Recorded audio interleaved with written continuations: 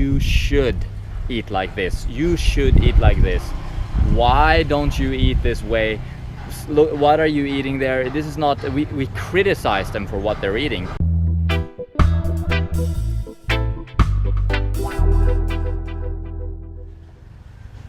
Something that often happens when we start our journey towards better health, maybe starting a new diet, raw vegan diet, going towards optimal health, is that we start wanting to change everyone else as well.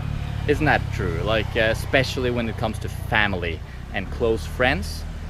Usually what happens, and this happened to me as well, is that I find this new truth, you know, I realize, oh my god, the raw vegan diet, it's amazing, it's our natural diet as human beings, we should eat raw, we should eat fruit, it's amazing. I find all this knowledge, all this research, all this, everything is just like, it's obvious.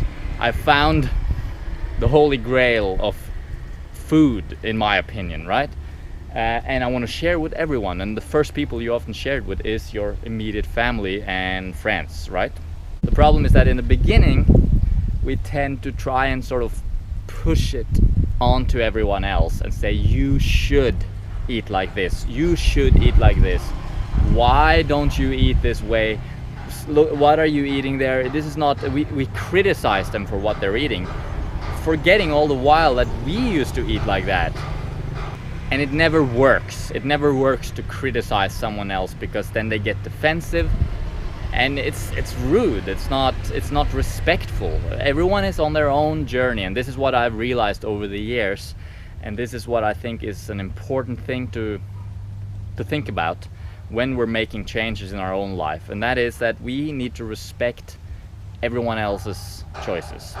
Of course, there's nothing wrong with sharing information, nothing wrong with that, but we gotta be, you know, intelligent about how we share it. For example, the worst time to talk about diet and nutrition is around the dinner table.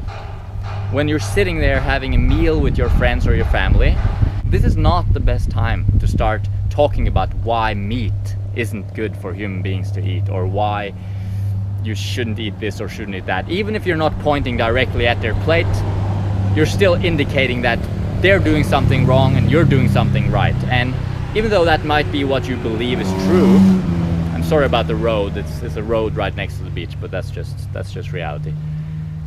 Even though you're not criticizing them directly, you are indirectly saying that they are making poor choices. And you know, who are you to say what they should or should not be doing or eating? It's all relative. For all you may know, like, you know your family obviously, but if you're meeting a stranger, for all you know, this person might have been a fruitarian 20 years ago and you know, tried it and know all about what you're talking about, but due to other circumstances in life, they made different choices. So we got to realize that we can't just say that there's a universal truth that is always true. It's always relative to circumstances and our experiences and our conditioning and our knowledge and our information, and it's a very complex issue, even though theoretically there is such a thing as an optimal diet. Obviously we shouldn't try and push it on our friends and family. That's my message today, essentially. I want to encourage you to be an example. You know, you can lead a horse to water, but you can't make it drink. Or you can't force a flower to bloom, is another saying. This is so true. You know, you cannot force anyone to realize something. You cannot force anyone to become suddenly inspired, but you can be the change that you want to see in the world. You can be an example, and you can be an open book. Can't force them to read, but you can be an open book, so that if they want to know, they can ask you. And they'll see what you're doing just by your example. And if that inspires them, then fine. But if not, if they want to keep on eating junk, that's their choice. That's their choice. And you know what? There's more to life than that's just diet. There's way more to life than just diet, right? We don't want to alienate our friends and our close family just because we eat differently than them, do we? That would be sad. That would be sad if you lose friends and family over nutrition. And of course this is true for anything in life, it's not just diet. When we make changes in our own life, and when we find our path, as it were, remember that it is our path, and we don't want to force it upon other people. Respect everyone else's choices, and realize, you know, meat eaters can be pretty cool people too. I'm sure they're not eating meat because they want to hurt animals. They're probably ignorant, they're probably not informed, or maybe they are informed and they just still choose to make that choice. It's not up to you to judge them for that. Make the choices that you believe in, be an example, and then love everyone regardless. So that's all for today. I appreciate your time. Hope you're having a good day. Remember, do your thing. Follow your highest excitement to the best of your ability. Follow your passion and let everyone else follow their passion as well. If you're following your passion, you're like a burning tree.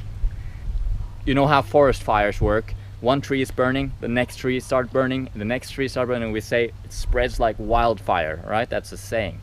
So there's no need to go around igniting and lighting fire on all the other trees, forcing them to burn. Just burn, and you will naturally, that fire will naturally spread to where it needs to go, to where it wants to go. Allow that to happen without forcing it. Inspiration is contagious. Alrighty, see you around.